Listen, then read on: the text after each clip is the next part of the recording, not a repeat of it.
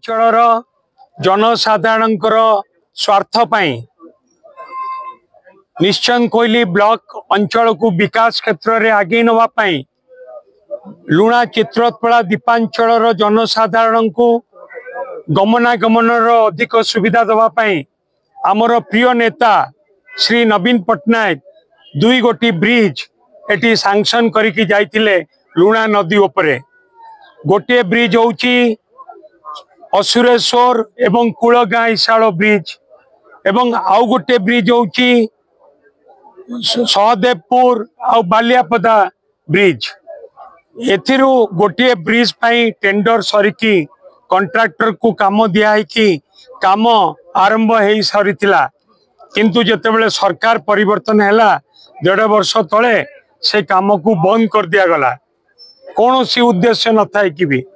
काम को बंद कर दिया गला एवं 1.5 वर्ष भितर से काम एपर्यंत आरंभ हैला नहीं एवं ता सहित भी सहदेवपुर बालियापदा ब्रिज ताकू मध्य आमे सबु व्यवस्था करके आस्तिलु से ब्रिज भी हवा दरकार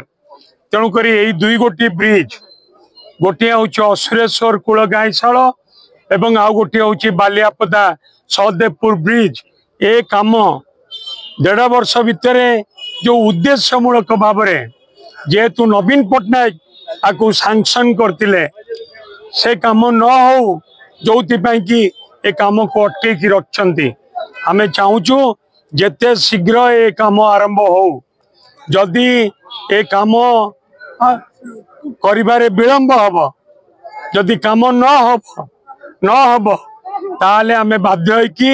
ए आंदोलन को चालू रखिबो दरकार पड़ले ए धारणा भुवनेश्वर रे मुख्यमंत्री बासभवन आगे दिया जीवो।